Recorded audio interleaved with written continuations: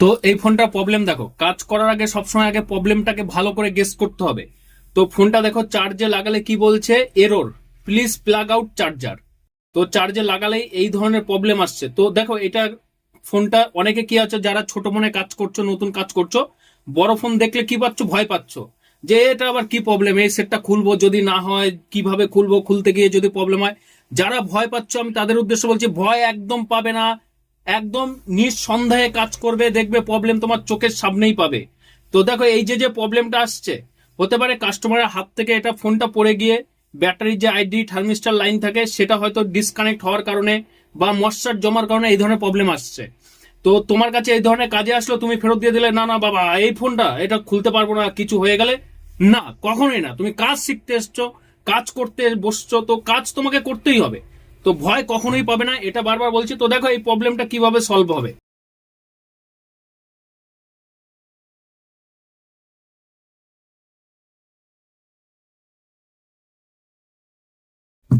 তো দেখো ফোনটা খুলে নিলাম। তো আমি ফার্স্ট এই ধরনের প্রবলেমের কন্ট্যাক্ট সার্ভিস, কাস্টমার কেয়ার, এই ধরনের লেখা যেগুলো আসে, সবার ফার্স্ট যেটা করবে, যে কোনো ফোনের ক্ষেত্রে হোক না কেন, ফার্স্ট আগে ব্যাটারিটাকে ডিসকানেক্ট করে ভালো করে কানেক্টরটাকে ওয়াশ করবে। তারপরে যদি না হয়, তারপরে দ্বিতীয় স্টেপ কি নিতে হবে দেখতে থাকো।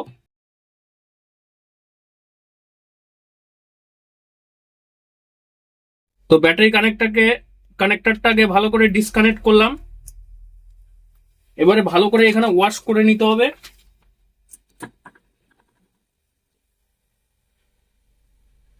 দুটোই ভালো করে ওয়াশ করবে।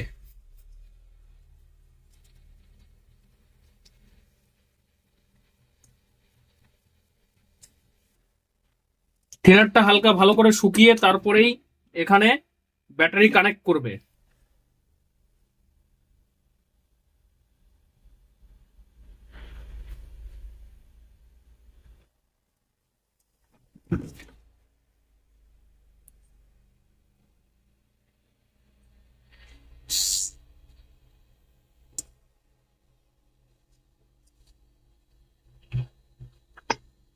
তো এবারে চার্জে কানেক্ট করে দেখবো প্রবলেম সলভ হলো কিনা।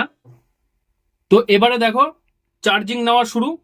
কি করলাম, কানেক্টরটা খুললাম, ওয়াশ করলাম, লাগালাম, ঠিক হয়ে গেল।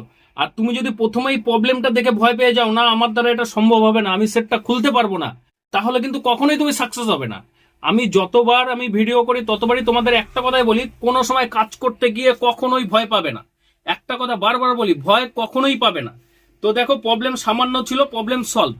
তো এইভাবেই কাজ করবে। যারা আমার ভিডিও দেখে কাজ করো তাদের উদ্দেশ্যে একটা কথা আবার বলছি, ভয় কখনোই পাবে না, সেটা যত দামি সেট হোক না কেন।